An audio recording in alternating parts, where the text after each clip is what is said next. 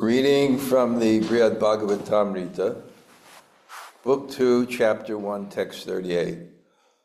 Om Namo Bhagavate Vasudevaya. Om Namo Bhagavate Vasudevaya. Om Namo Bhagavate Vasudevaya. Om Namo Bhagavate Vasudevaya. Om Namo Bhagavate Vasudevaya. Om Namo Bhagavate Vasudevaya.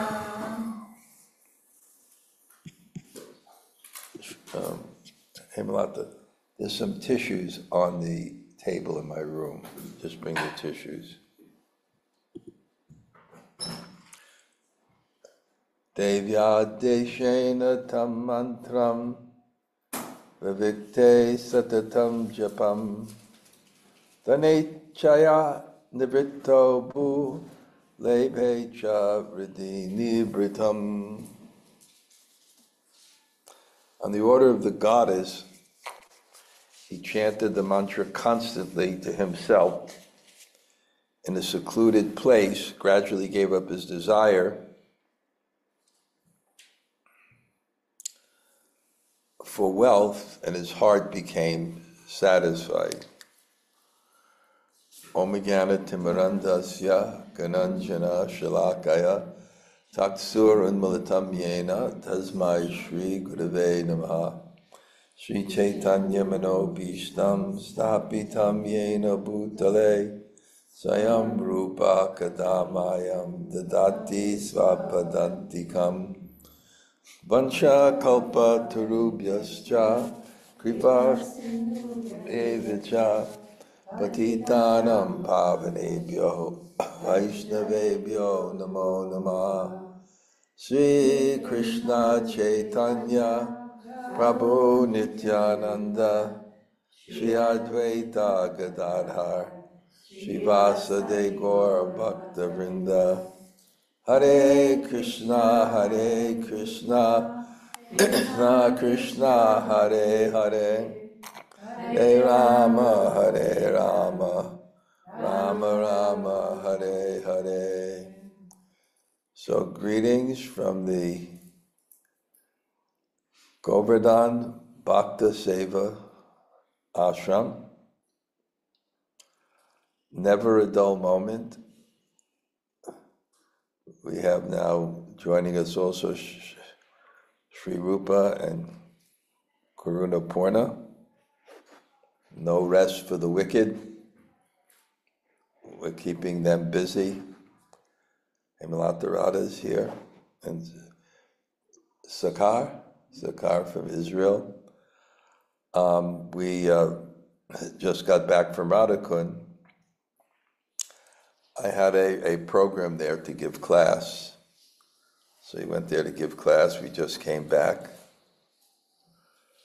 on the speciality of Radhakund. Amazing thing, I just realized that was the last pastime in Krishna Lila before right after that, he went to Mathura. So it's interesting how it culminates.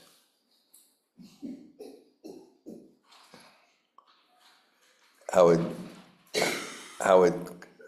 culminates in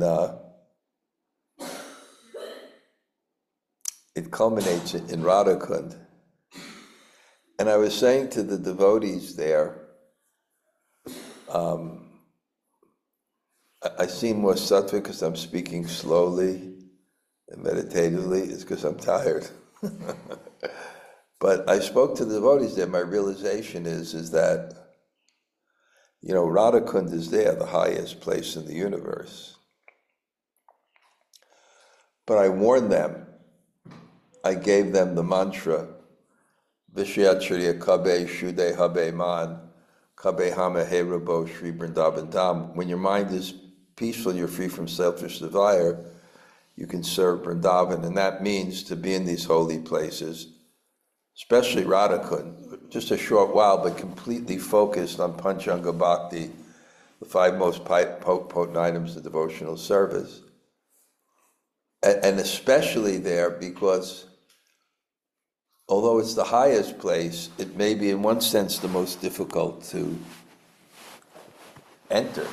And the example was that even Lord Nityananda, and I found this out, Lord Nityananda, he was sitting at Radhakund when he had the epiphany to join Lord Chaitanya. But he didn't know it was Radhakund. It was only discovered later by Lord Chaitanya. So even Lord Nityananda, only Chaitanya Mahaprabhu actually realized that this was Radhakund. So I was telling the devotees that they have to be really at their best. And that's part of this Bhagavad Gita University, which now I'm part of. I'll be giving them class, something for them, which will be for their teachers, the Brihad Bhagavatamrita, which is what I like to do, to speak about rasa. So it was really nice. And another feature in our Govardhan Bhakta Seva Ashram is that we've actually, not for outside, just for cooking, is we established a first class kitchen. And Sudeshri Matadi from Middle East, some of you may know her, I gave her the service. In India, there's Amazon.com, you can get anything delivered to your store right here in Govardhan. And we had one of our first celebratory functions. The ladies, I was in my room, they celebrated the birthday of Karunapurna, which I can't figure out because her daughter is 36 and she's only 39. So I'm still trying to figure out the mathematics of it. But she's so cultured to the Siddheshri, what I just had right now because I didn't take before. So subtle, the taste, like really fine cooking. So that was kind of auspicious. Now, in this story, we're really following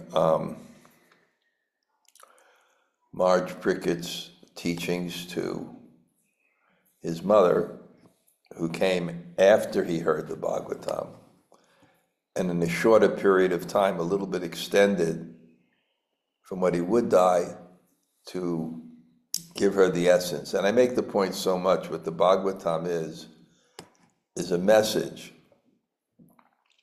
And messages can take different shapes. For example, you can speak in different languages. And even in the same language, your audience understands words in different ways. So there's that leeway.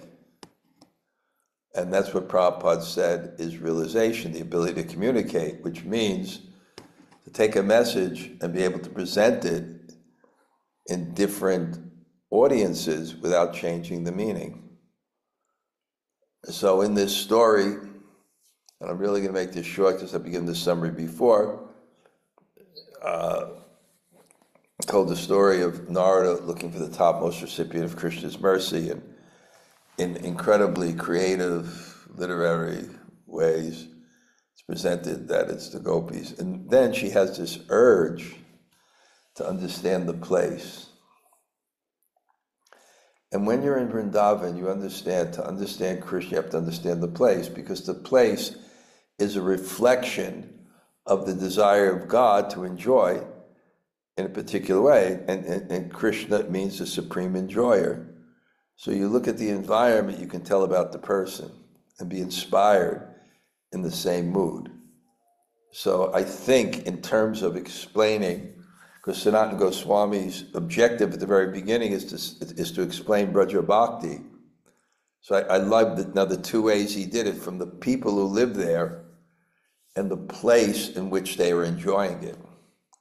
So it's another way of honing this point. And I think good teachers, good writers, good communicators, they have a particular theme, a particular point, and they're expert at presenting it in different ways. And it's like, an axe, you hit it from different sides, it becomes sharp.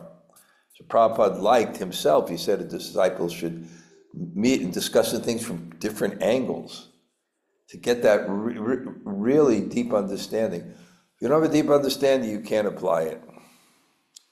Because application means to adjust it to the circumstance, applicable to you and bear some fruit. So that's Sanatana Goswami's objective. We should understand this point about bhakti, Vraja bhakti, this devotion that is completely free. In reverence, it's a very fine point, reverential love, it's obligatory, it's fearful, because you may make mistake and it's distant, but really not. The fear is love. If you're with someone that you really respect, the fear is your love. I may make a mistake. The obligation and the duty is your love. So it's just a different flavor of love. That's why when they say Vaidhi Bhakti is you become more spontaneous in Raganuga Bhakti, but you look at Hanuman, he was in Vaidhi Bhakti, and when he saw Narada Muni glorifying, his Lord, he jumped up and put his arms around his neck and his feet were still dancing. He was so enthusiastic. So how's that Vaidhi Bhakti? Because the devotional activities that you're excited about are reverence and respect. It's not that it's not spontaneous. It's just that reverence and respect has a different mood that's not as forceful in one sense as spontaneous love, when there's no obligation, there's no duty, when it's spontaneous. So she begins to ask, what about this place? And he said, there's different ways to explain things. But the best way I can explain it is through a story. And he tells about this Brahmin who wasn't very advanced because he was attached to wealth. In other words, he was approaching the Shastra for material means. So that's what is that? Kamaistartha Hitagana. It's less intelligent because happiness, which is the objective, is the flourishing and expansion of consciousness, not the titillation of the senses or the stroking of the ego.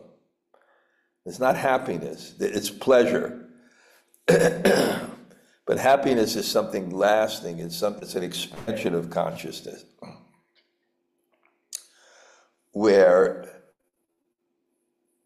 pleasure, which is not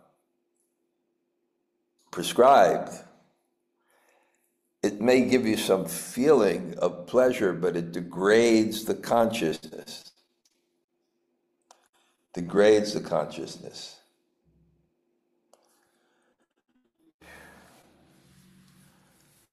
I can see inside my brain's going to sleep because when you don't make the connections. But it's going okay so far. So, yeah, and then somehow or other, and I explained this before, and a sadhu told me in Vrindavan, I had personal experience. Sometimes when you need faith, and you can't contact, you're not qualified to really touch transcendence on the corporal platform. The divine can meet you halfway in dreams. And that's what happened to him. And somehow or other, you really can't tell, who's advanced, who's not, because, different people go through their karmic periods at different times. For example, I remember when this lady was passing away, and Krishna Kumari went to India to take care of her. And then I went to help, and I was in my friend's house in Delhi, and he called me up from Nigeria where he works. What are you doing there? And I told him, he says, I think when Krishna is very merciful, he gives one person's karma in one life. So you may look at that person, how fallen he is, but you can't really tell the inconceivable will of the Lord. And then sometimes we see, all of a sudden, someone becomes very serious. So this is what's happening on him. And he didn't even accept that faith, but it appeared a second time. So we don't know how God is dealing with each individual on their spiritual journey. But somehow or other here, the mantra was working for him. And he gave him, this is the mantra, and this is how you practice, in a secluded place. And he gave up his desire, his heart became satisfied. When we're walking around the hill in the morning, and generally the people that stay in this ashram, and it's varied because there's a nice private guest house next door that my friend owns, and you can't get a reception, but there's clean, nice rooms, so people stay there. So we host different people. We just had a really nice man come from Vancouver, and what an experience he had here. Yeah. So anyway, his heart became, so we go around Govardhan in the morning. I don't think I'm going to go every day because I don't do much the rest of the day, but I'll go part of the way, then maybe every other day all the way around. But there's certain satisfaction you feel that's more important than material things. Certain satisfaction at heart. Vishwabini vartante niraharasya dena rasorajam raso pyasya param drishva nivartate. When you have the param drishva, the taste that's superior, then you give up lower things. And when you practice Krishna consciousness seriously in the Dham, you get a bhav. It's not just an experience, you live in a mood of connection and real pleasure. Sit on the chair. Okay. You get a connection, and that connection is pleasurable. Connection means this energy between us and God, which is called love. You begin to activate it. And when you activate it, you're here, then everything is love. I love when we go out in the morning, and I like this place because there's simple Bridge Basis that live here, and there's this beautiful family, and you pass them, and somehow we have this common park or something, and he just put his cows in there. And he's so joyful, and you take care of the cows, and you see Bridge Basis, and there's a phenomena. There's these beautiful animals called nilgai, blue cows. They're like antelopes. And it used to be very rare to see them. It's very rare that I don't see 5 to 10 when we walk around. I don't know what is causing them to propagate. I don't even know how they're eating. They look so healthy. But there's so many blue cows. So we walk around, and then one person helps me. He brings from home these Bridge Basi rotis. So anyway, Vastu Tattva Nabigyo Nyat Sakinchit Paralokikam Saranam Kila Sadhyam Cha Vartamanam Amanyata. Ignorant of the real facts, he thought that something other than this mantra, something in the next life, must be his means of success and the goal of his endeavors. So somehow the desires were becoming less, but he still didn't have the proper conception yet. Purport: lacking discrimination, the Brahmin was unable to recognize the value of the mantra relative to other things in his life. His judgment of what to accept and what to reject was impaired. But by the grace of the mantra, his mind, previously uninterested in the next life, now began to turn in that direction. So Brahman literally means mana, mind. broad-minded. And people who are Brahminical, they can look at things in terms of shreyas rather than prayas. Prayas is immediate gratification. Shreyas is ultimate gratification. And I give the example, like a child who has a stomach ache, he'll just look at that meal and that ice cream and those sweets. He has some, maybe diarrhea or something. He'll just look at it for that moment, not knowing that the greater parameters of this is suffering. Someone who's more broad-minded, they can see in a greater perspective. And here it says that the Brahman means you can actually understand in your next life. And we have to be concerned for that.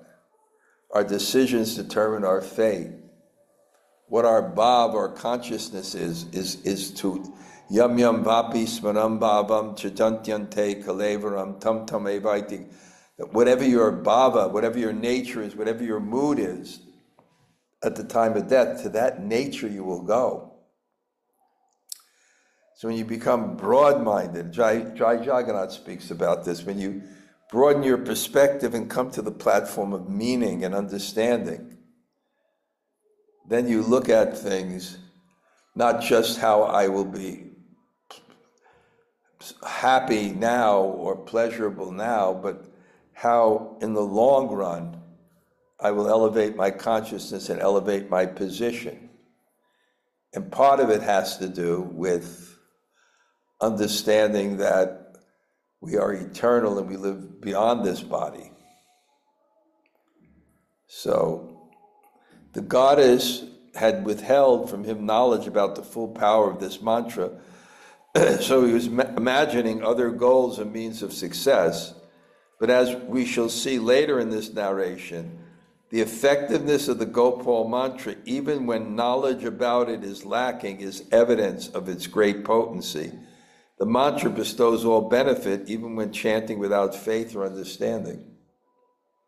So it's like poison. You may not know what it is, but it has an effect. Obviously, when done in consciousness, it has so much more effect, especially on the path of bhakti, because the mantra is the vehicle. It is God, but it's the vehicle to offer our devotion to God.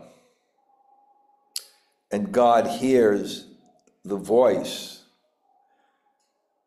not just the words, but the voice. Borjampu gives a good example. When you go to Loy Bazaar and there's a shopkeeper used to have a high voice and used to go, Haribo Prabhu. You don't hear, I love Krishna, you hear, I want money. So there is something about the intention. And we see that in the story of Narada Muni.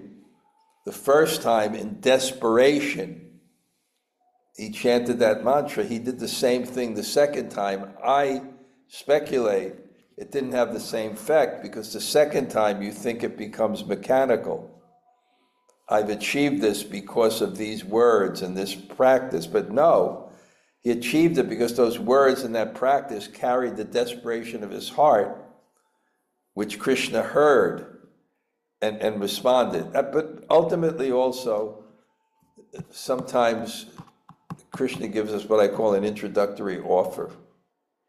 He lets us experience namabhas, the initial drop of flavor, because our experience becomes our goal. So a lot of time, Krishna decides it's time to give this person a spiritual experience to make that his goal.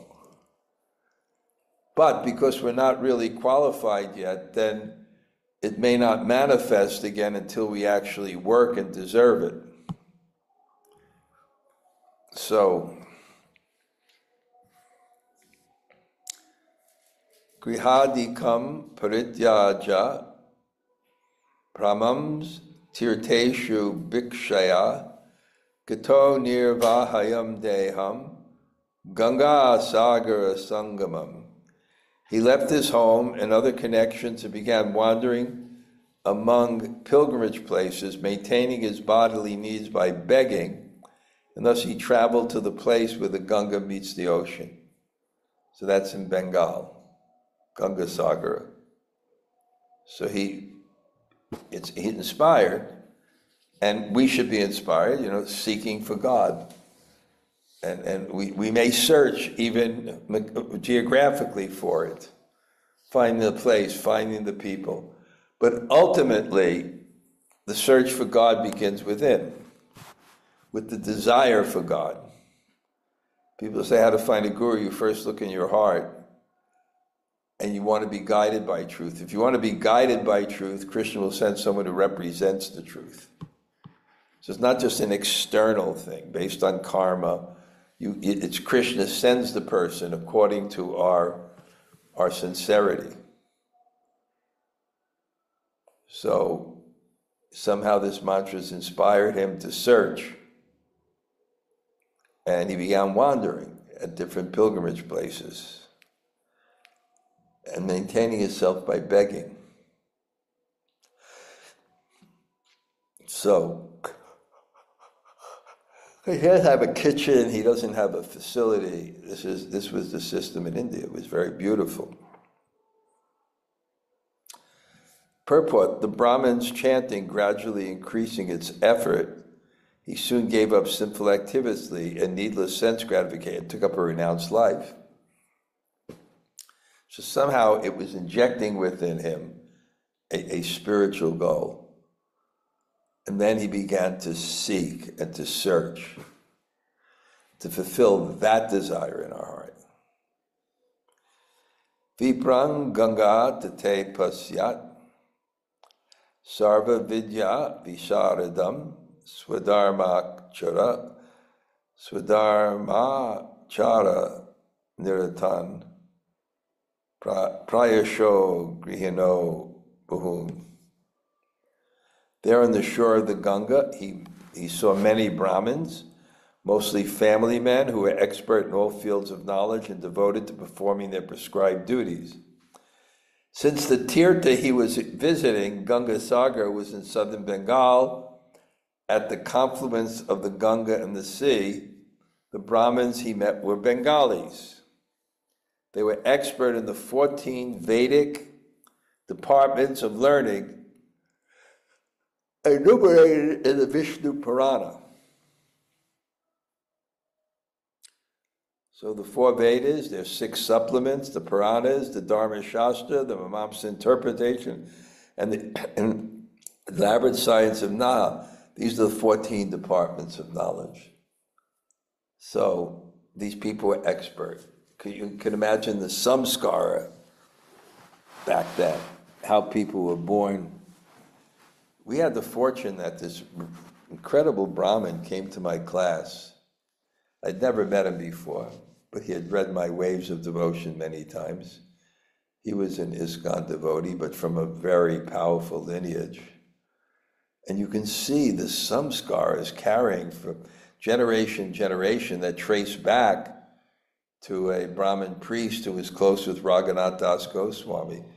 And you can see how it carries the samskaras, the likes and the proper likes, the proper dislikes, to know how to behave, how to treat people, the humility. Very impressive. So these Brahmins were probably quite substantial. Tar Vanyamanam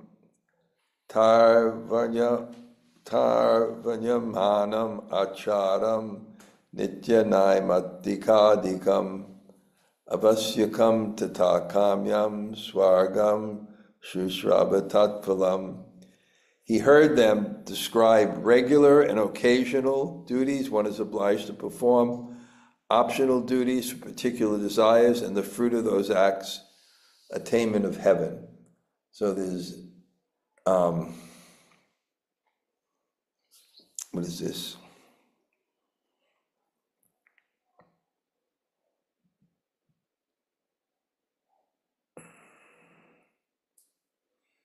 Describe regular and occasional duties. Yes, Nitya, Naimaka, and obligatory and optional. So Nitya Dharma means things that you do every day. So there are duties that you do you wake, you take bath, you worship this or whatever. Then there's naima, how do you pronounce it? It's um, naimitika. Those are duties that are done occasionally. Anyway, there's different. Purport: Brahmins initiated in the Vedic rituals are expected to perform certain sacrifices regularly as a matter of duty. Sacrifice like Agnihotra Yajna, which is done twice every day at sunrise and sunset. Such Brahmins may also be obliged to execute other rituals because of special circumstances in their lives. When, for example, they must perform the Sraddhas memorial on the anniversary of an elder's death. Besides these obligatory Nitya and Naimitika duties, a Brahmin may also elect to undergo certain sacrifice or vows called kami rituals to fulfill personal desires. Thus, there are three kinds of duties for the Brahmin. The Brahmin from Pragitoshpura may have heard the local Brahmanas of Gangasarga, thus glorify the principle of Dharma.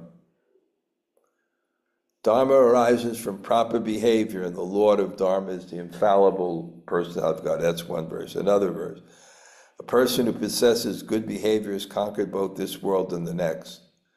The local Brahmanas may have also glorified heaven as the fruit of Dharma in such words: the happiness of the residents of heaven is untainted, never consumed by misery, and it comes to them just as they desire. Vedanta of Gadadhar Bhatta.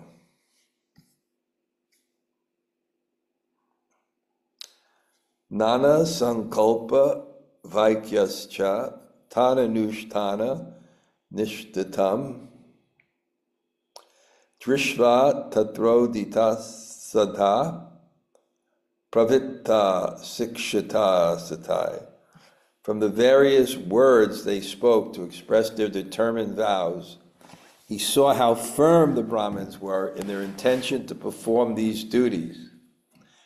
His faith aroused, he began to follow the process according to their instructions.